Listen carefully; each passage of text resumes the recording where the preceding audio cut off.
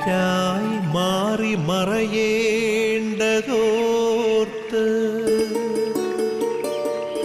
ചന്ദ്രനക്ഷത്രാദികൾ വിതുമ്പുമ്പോൾ മാറ്റമില്ലാതെങ്ങും വിരാജിക്കും ദൈവമേ, അങ്ങയെ വാഴ്ത്തുന്നു ഞങ്ങൾ.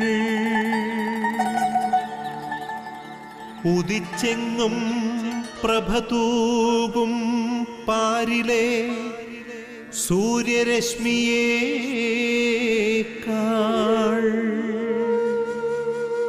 പ്രശോഭിച്ചെന്നും പ്രസാദമേകുന്ന ദൈവമേ, അങ്ങേ മഹിമാവെത്ര മനോജ്ഞം. യേശുവിൽ പ്രിയമുള്ളവരെ, ദൈവമായ കർത്താവ് ഒരു പുതിയ ദിനം കൂടി നമുക്ക് തരികയാണ്. ഓരോ ദിനവും ദൈവത്തിൻ്റെ കാരുണ്യത്തിൻ്റെ സ്നേഹത്തിൻ്റെ വെളിപ്പെടുത്തലാണ്. ഇന്നലെ ലോകത്തുണ്ടായിരുന്ന എത്രയോ പേരാണ് ദൈവത്തിൻ്റെ വിളി കേട്ട് നിത്യതയുടെ ലോകത്തേക്ക് കടന്നുപോയത്. ദൈവം എന്നെയും നിങ്ങളെയും ഈ ദിനം നൽകി അനുഗ്രഹിക്കുന്നുവെങ്കിൽ, ദൈവം ഒരു പുതിയ ദിനം കൂടി ഈ ആയുസ്സിൽ അനുവദിക്കുന്നുവെങ്കിൽ, പ്രിയമുള്ളവരെ, ദൈവത്തിന് നമ്മിൽ പ്രതീക്ഷയുണ്ട് എന്നതിൻ്റെ ഓർമ്മപ്പെടുത്തലാണിത്. ദൈവത്തിൻ്റെ ആ പ്രതീക്ഷയിലേക്ക് ഉയർന്ന് ജീവിക്കാൻ കഴിയുമ്പോഴാണ് ദൈവം അനുവദിച്ച ഈ ദിനം ഒരു അനുഗ്രഹമാകുക. ഈ പ്രഭാതത്തിൽ ഈ വലിയ തിരിച്ചറിവോടെ ദൈവസന്നിധിയിൽ നമുക്ക് പ്രാർത്ഥിക്കാം. കർത്താവേ, നിൻ്റെ പ്രതീക്ഷകൾക്കൊത്ത് ഈ ദിനം ജീവിക്കുവാൻ, ഈ ദിനം പ്രത്യുത്തരിക്കുവാൻ ഞങ്ങൾക്ക് കൃപ നൽകണമേ, അനുഗ്രഹം നൽകണമേ എന്ന് നമുക്ക് പ്രാർത്ഥിക്കാം. പരിശുദ്ധ മറിയമാണ് ഈ പ്രഭാത വിരുന്ന് ശുശ്രൂഷയുടെ സ്വർഗീയ മധ്യസ്ഥ. അമ്മയോട് ചേർന്ന് ഉള്ള പ്രാർത്ഥനകളാണ് ഈ ശുശ്രൂഷയെ ഓരോ പ്രഭാതത്തിലും വലിയ അനുഗ്രഹമായി, അഭിഷേകമായി അനേകായിരങ്ങളിലേക്ക് കടന്നു ചെല്ലുവാൻ ശക്തിപ്പെടുത്തുന്നത്. പരിശുദ്ധ അമ്മയുടെ വിമല ഹൃദയത്തോട് ഓരോ ദിനവും മുടക്കം വരാതെ TV സ്ക്രീനിൻ്റെ മുന്നിലായിരുന്ന് പ്രാർത്ഥിക്കുന്ന, വചനം കേൾക്കുന്ന അനേകായിരങ്ങളെ നമുക്ക് സമർപ്പിച്ച് പ്രാർത്ഥിക്കാം. രാവും പകലും ഈ ശുശ്രൂഷയ്ക്ക് വേണ്ടി കഠിനാധ്വാനം ചെയ്യുന്ന എല്ലാ പ്രേക്ഷിത മക്കളെയും അമ്മയുടെ മാധ്യസ്ഥത്തോട് ചേർത്ത് വെച്ച് നമുക്കൊന്നു ചേർന്ന് അമ്മയുടെ സഹായം യാചിക്കാം. നന്മ നിറഞ്ഞ മറിയമേ സ്വസ്തി, കർത്താവ് അങ്ങയോട് കൂടെ സ്ത്രീകളിൽ അങ്ങ് അനുഗ്രഹിക്കപ്പെട്ടവളാകുന്നു. അങ്ങയുടെ ഉദരത്തിൻ ഫലമായി ഈശോ അനുഗ്രഹിക്കപ്പെട്ടവനാകുന്നു. പരിശുദ്ധ മറിയമേ തമ്പുരാൻ്റെ അമ്മേ, പാപികളായ ഞങ്ങൾക്ക് വേണ്ടി ഇപ്പോഴും ഞങ്ങളുടെ മരണസമയത്തും തമ്പുരാനോട് അപേക്ഷിക്കണമേ. ആമേൻ. യേശുവിൽ പ്രിയമുള്ളവരെ, ഈ ദിന ദൈവമായ കർത്താവ് നമുക്ക് നൽകുവാൻ പോകുന്ന ദൈവ തിരുവചനങ്ങൾക്കായി പ്രാർത്ഥനാപൂർവം നമ്മെ തന്നെ നമുക്ക് ഒരുക്കാം. ഒരുക്കപ്പെട്ട ഹൃദയ നിലങ്ങളിലേക്ക് ദൈവവചനമാകുന്ന വിത്തുകൾ വന്ന് വീഴുമ്പോഴാണ് അതിന് നൂറുമേനി ഫലം നൽകാൻ കഴിവുള്ളവരായി നമ്മൾ മാറുക. ദൈവത്തിൻ്റെ പരിശുദ്ധാത്മാവിനോട് ആ വലിയ കൃപയ്ക്കായി നമുക്ക് പ്രാർത്ഥിക്കാം. ഓ പ്രിയ പരിശുദ്ധാത്മാവെ, പ്രഭാതത്തിൽ ഞങ്ങളങ്ങേ ആരാധിക്കുന്നു, സ്തുതിക്കുന്നു, നന്ദി പറയുന്നു. ഓ പ്രിയ പരിശുദ്ധാത്മാവെ, നിമിഷങ്ങളിൽ ഞങ്ങൾ കേൾക്കുവാൻ പോകുന്ന വചനങ്ങളെ ഹൃദയം തുറന്ന് ദാഹത്തോടെ കേൾക്കുവാൻ, സ്വീകരിക്കുവാൻ ആവശ്യമായ കൃപ നീ ഞങ്ങൾക്ക് നൽകണമേ. പരിശുദ്ധാത്മാവെ, പരിശുദ്ധ മറിയം വചനത്തിന് പ്രത്യുത്തരം നൽകിയതുപോലെ ഞങ്ങളും വചനത്തിന് വിശ്വാസത്തോടെ പ്രത്യുത്തരം നൽകി അനുഗ്രഹീതരാകുവാൻ പരിശുദ്ധാത്മാവെ നീ ഞങ്ങളെ അഭിഷേകം ചെയ്ത് അനുഗ്രഹിക്കണമേ. ആമേൻ. യേശുവിൽ പ്രിയമുള്ളവരെ, ഈ ദിനത്തിൻ്റെ പ്രത്യേക നിയോഗമായി മദ്യത്തിനും മയക്കുമരുന്നിനൊക്കെ അടിമപ്പെട്ട് ദൈവദാനമായി നൽകിയ ജീവിതത്തെ നഷ്ടപ്പെടുത്തിക്കൊണ്ടിരിക്കുന്ന അനേകായിരങ്ങളെ തമ്പുരാൻ്റെ കാരുണ്യത്തിൻ്റെ മുമ്പാകെ നമുക്ക് സമർപ്പിക്കാം. ദൈവത്തിൻ്റെ അനന്ത കരുണയാൽ അവരോരോരുത്തരും ജീവിതത്തിലെ ആ വലിയ പാപബന്ധനത്തിൽ നിന്ന് വിമോചിതരായി ക്രിസ്തുവിൻ്റെ പ്രകാശത്തിലും സ്നേഹത്തിലും നിറഞ്ഞ് ജീവിക്കുന്ന ദൈവത്തിൻ്റെ സാക്ഷികളായി മാറുവാൻ ഈശോയെ കരുണയാകണമേ എന്ന് ഈ ദിനം പ്രത്യേക നിയോഗമായി നമുക്ക് പ്രാർത്ഥിക്കാം. പരിമളത്തിനുറവയാം നറുസൗരഭ്യമാകട്ടെ ഞങ്ങളുമീ മണ്ണിൽ.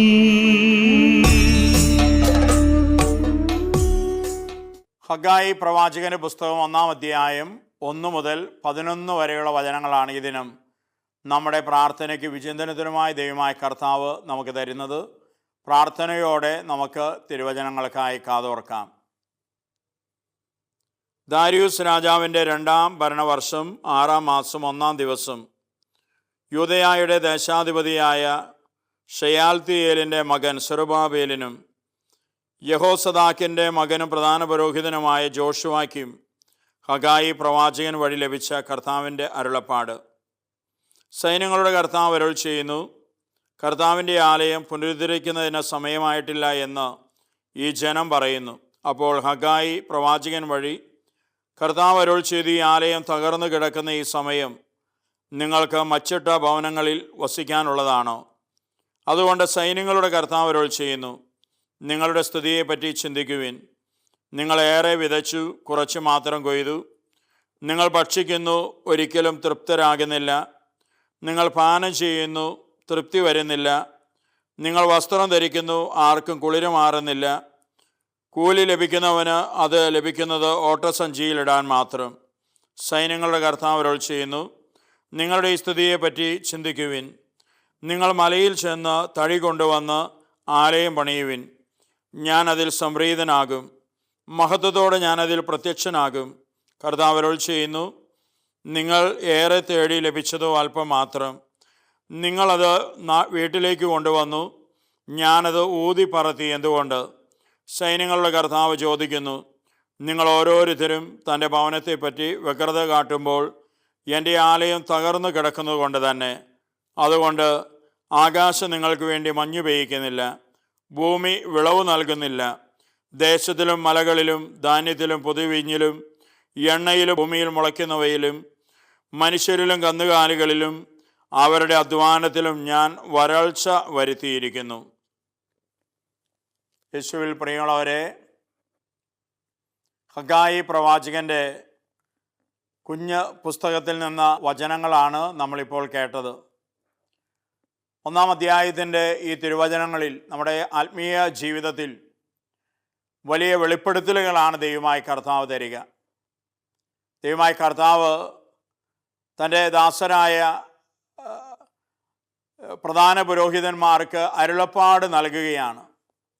ദൈവത്തിൻ്റെ ആലയം തകർന്നു കിടക്കുമ്പോൾ നിങ്ങൾക്ക് എങ്ങനെ മച്ചിട്ട ഭവനങ്ങളിൽ വസിക്കാൻ സാധിക്കും? ചിലപ്പോൾ ചില ഇടവകളിലൊക്കെ ദേവാലയ നിർമ്മാണവുമായി ബന്ധപ്പെട്ട് ചർച്ചകൾ നടക്കുമ്പോൾ പലപ്പോഴും അഭിമുഖീകരിച്ചിട്ടുള്ള വലിയ ഒരു ചോദ്യമാണ്.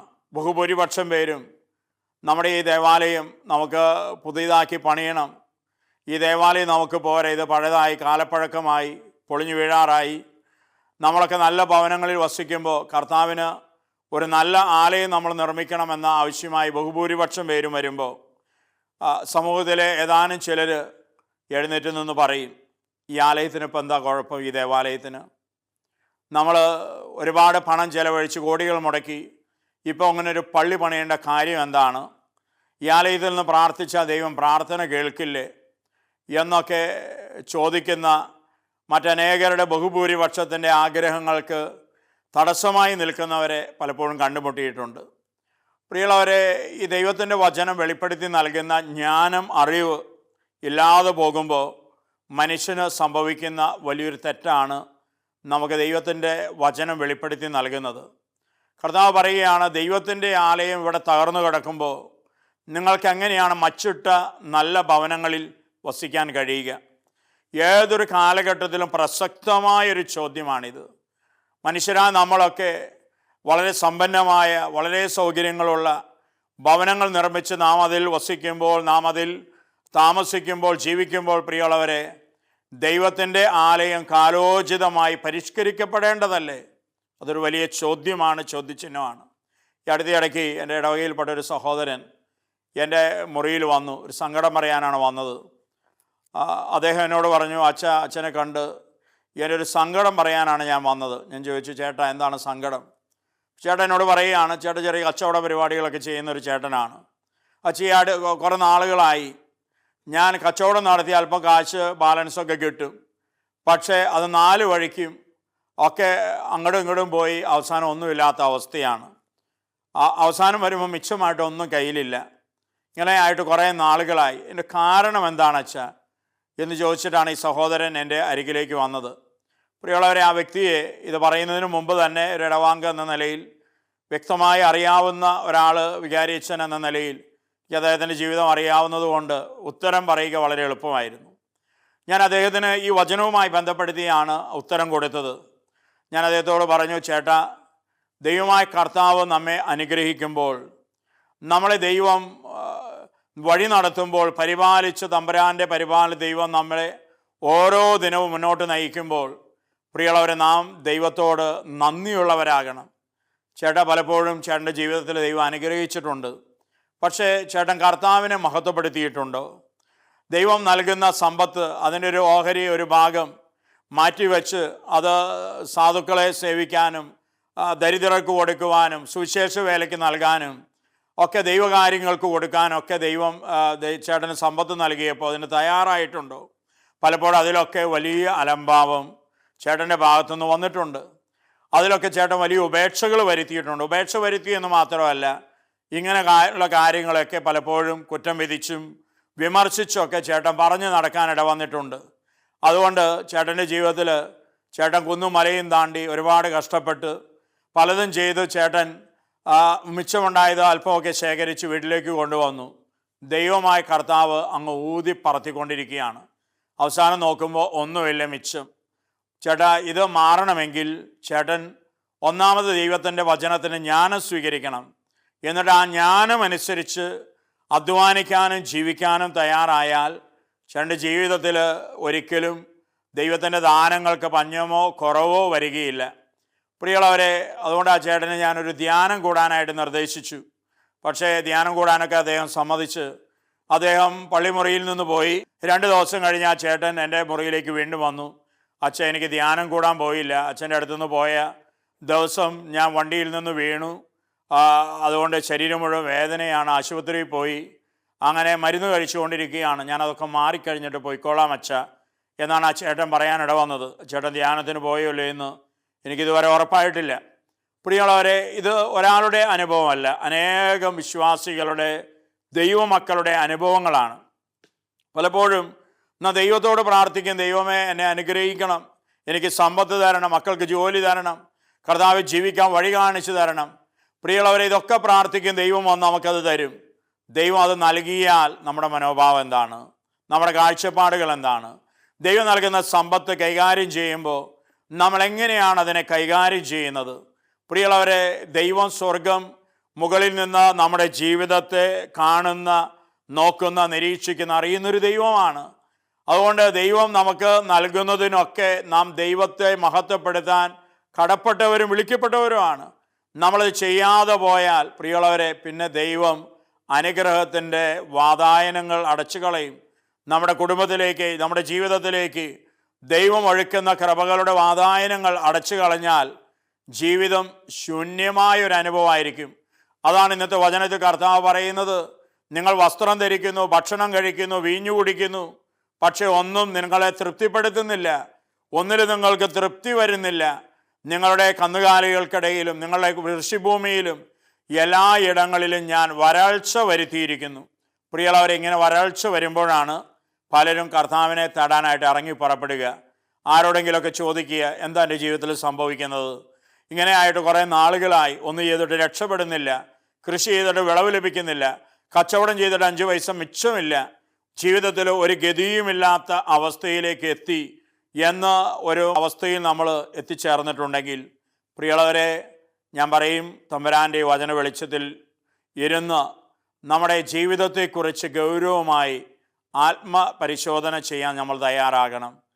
ദൈവം നമുക്ക് നൽകുന്ന ദാനങ്ങളെ ഓർത്ത് ദൈവത്തെ മഹത്വപ്പെടുത്താൻ നമുക്ക് കഴിയുന്നുണ്ടോ? പ്രിയമുള്ളവരെ, എല്ലാറ്റിലും ദൈവത്തിന് അവകാശമുണ്ട്. ദശാംശം കർത്താവിനുള്ളതാണെന്ന് വചനം നിയമമായി നമുക്ക് നൽകിയിട്ടുണ്ടെങ്കിൽ, പ്രിയമുള്ളവരെ, ഇസ്രായേലിന് മാത്രമുള്ള നിയമമല്ല, ദൈവത്തിൽ വിശ്വസിച്ച് ആശ്രയിക്കുന്ന ഏതൊരുവനുമുള്ള നിയമമാണ്. 10 ദശാംശം കർത്താവിനുള്ളതാണ്. അത് മാറ്റിവെച്ച് നൽകാൻ തയ്യാറാകുന്ന ഒരു വ്യക്തിയുടെ ജീവിതത്തെ ദൈവമായ കർത്താവ് കനിഞ്ഞ് അനുഗ്രഹിക്കും. ആ ദശാംശം പ്രിയമുള്ളവരെ, അത് പല കാര്യങ്ങൾക്കുള്ളതാണ്, ഒരു കാര്യത്തിന് മാത്രമുള്ളതല്ല. അത് പാവങ്ങളെ സഹായിക്കാനുള്ളതാണ് അതിലൊരംശം. അത് നമ്മുടെ ഇടവക ദേവാലയത്തിന് സംഭാവനയെ ദൈവകാര്യങ്ങൾക്ക് കൊടുക്കാനുള്ളതാണ് അതിൻ്റെ ഒരംശം. സുവിശേഷ വേലയ്ക്ക് നൽകാനുള്ളതാണ് അതിൻ്റെ ഒരംശം. ഇങ്ങനെ പല കാര്യങ്ങൾക്ക്, ദൈവകാര്യങ്ങൾക്ക് വേണ്ടി ആ ദശാംശം നമ്മൾ ഉപയോഗിക്കുമ്പോൾ, അത് നൽകുമ്പോൾ പ്രിയമുള്ളവരെ, കർത്താവ് വീണ്ടും വീണ്ടും തരും. ഇല്ലെങ്കിൽ ദൈവം ചോദിക്കും, ഞാൻ നിന്നെ അനുഗ്രഹിച്ചിട്ട്, നിൻ്റെ കുടുംബത്തെ അനുഗ്രഹിച്ചിട്ട് എനിക്കെന്താണ് നേട്ടം? എനിക്കെന്താണ് പ്രയോജനം? ദൈവരാജ്യത്തിന് എന്താണ് പ്രയോജനം? സുവിശേഷത്തിന് എന്താണ് നേട്ടം? പ്രിയമുള്ളവരെ, ദൈവരാജ്യത്തിനും സുവിശേഷത്തിനും ദൈവം അനുഗ്രഹിച്ചിട്ട് നേട്ടമൊന്നുമില്ലെങ്കിൽ കർത്താവ് നമ്മളെ സമ്പന്നരാകാൻ വേണ്ടി മാത്രം എന്തിനാണ് അനുഗ്രഹിക്കേണ്ടത്? പ്രിയമുള്ളവരെ, നമ്മൾ തിരിച്ചറിയണം. അതുകൊണ്ടാണ് അനേകം പേര് സമ്പത്തിൽ ഉയർന്നിട്ട് നേരെ തകർന്ന് തരിപ്പണമായി തീരുന്ന അവസ്ഥകൾ ഉണ്ടാകുക.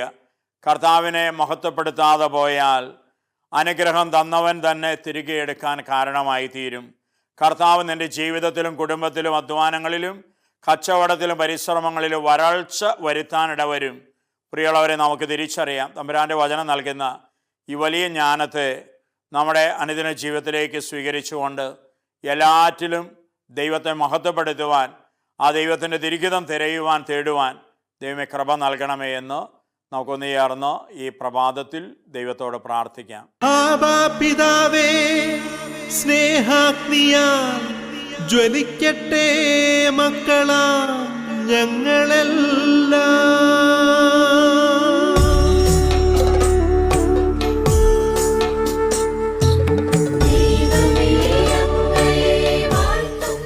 കർത്താവായ ദൈവമേ, അവിടുന്ന് ദാനമായി നൽകിയ ഈ ജീവിതത്തെ ഓർത്ത് ഞങ്ങൾ അങ്ങേക്ക് നന്ദി പറയുന്നു. ദൈവമായ കർത്താവെ, ഞങ്ങളുടെ ജീവിതവും ജീവനും സർവവും അങ്ങേ ദാനങ്ങളാണ് എന്ന് ഞങ്ങൾ ഏറ്റുപറയുന്നു. ദൈവമേ, എങ്കിലും ഇതൊന്നും ദാനമല്ല എന്ന മട്ടിൽ പലപ്പോഴും ഞങ്ങൾ അഹങ്കരിച്ചിട്ടുണ്ട്, താൻ പോരിമയിൽ ജീവിച്ചിട്ടുണ്ട്. നിൻ്റെ തിരഹിതം നിറവേറ്റുന്നതിൽ ഞങ്ങൾ അലസരും വിമുഖരുമായിരുന്നിട്ടുണ്ട്. ദൈവമേ, ഞങ്ങളുടെ മേൽ കരുണയായിരിക്കണമേ എന്ന് ഞങ്ങൾ പ്രാർത്ഥിക്കുന്നു. കർത്താവായ യേശുവെ, സ്വജീവൻ പോലെ ഞങ്ങൾക്ക് വേണ്ടി പിതാവായ ദൈവത്തിൻ്റെ കരങ്ങളിലേക്ക് ബലിയായി കാഴ്ചയായി വിട്ടു നൽകിയവനാണ് അവിടുന്ന്. ഓ ദൈവമേ, ഞങ്ങൾ ഓരോരുത്തരും അങ്ങയോട് എത്രയധികമായി കടപ്പെട്ടിരിക്കുന്നു എന്ന് തിരിച്ചറിഞ്ഞ് ദൈവമേ, നീ നൽകുന്ന എല്ലാറ്റിലും നിൻ്റെ നാമത്തെ മഹത്വപ്പെടുത്തുവാൻ, കർത്താവെ, നിന്നോടുള്ള ഞങ്ങളുടെ കടപ്പാട് അനുദിന ജീവിതത്തിൻ്റെ ഓരോ പ്രവർത്തികളിലൂടെയും അത് പൂർത്തിയാക്കുവാനുള്ള കൃപ, അനുഗ്രഹം ഞങ്ങൾക്ക് നൽകണമേ. പരിശുദ്ധാത്മാവായ ദൈവമേ, ഞങ്ങളുടെ ബുദ്ധിയെ ചിന്തയെല്ലാം ദൈവിക ജ്ഞാനം കൊണ്ട്, അറിവ് കൊണ്ട് നിറയ്ക്കണമേ, പ്രകാശിപ്പിക്കണമേ എന്ന് ഞങ്ങൾ പ്രാർത്ഥിക്കുന്നു. അമ്മേ ദൈവമാതാവേ, ദൈവത്തിൻ്റെ തിരിഹിതം വെളിപ്പെട്ടപ്പോൾ ഇതാ കർത്താവിൻ്റെ ദാസി നിൻ്റെ വാക്കിന് നിറവേറട്ടെ എന്ന് പറഞ്ഞ് സ്വജീവിതത്തെ അമ്മ ദൈവകരങ്ങളിലേക്ക് ഏൽപ്പിക്കുകയായിരുന്നല്ലോ. അമ്മേ മാതാവേ, ഞങ്ങൾ ഓരോരുത്തരും ഞങ്ങളാരും ഞങ്ങളുടെ സ്വന്തമല്ല എന്ന വലിയ ജ്ഞാനത്തിൽ ജീവിച്ച ദൈവത്തെ മഹത്വപ്പെടുത്തുവാൻ അമ്മ ഞങ്ങൾക്ക് വേണ്ടി പ്രാർത്ഥിക്കണമേ. സ്വർഗത്തിലായിരിക്കുന്ന വിശുദ്ധരെ ജീവിത വഴികളിൽ എപ്പോഴും ദൈവനാമത്തെ പൂർണ്ണമായി ശക്തിയോടും കഴിവോടും കൂടെ മഹത്വപ്പെടുത്തുവാൻ നിങ്ങൾ ഞങ്ങൾക്ക് വേണ്ടി മാധ്യസ്ഥം നൽകണമേ. ഞങ്ങളെ കാക്കുന്ന കാവൽ മാലാഖമാരെ, ദൂതന്മാരെ ഞങ്ങളുടെ ജീവിത വഴികളിൽ എപ്പോഴും ഞങ്ങളോടൊപ്പമായിരുന്ന് ഞങ്ങൾക്ക് സംരക്ഷണം നൽകി അനുഗ്രഹിക്കണമേ. നിത്യം പിതാവും പുത്രനും പരിശുദ്ധാത്മാവുമായ സർവേശ്വര എന്നേക്കും. ആമേൻ.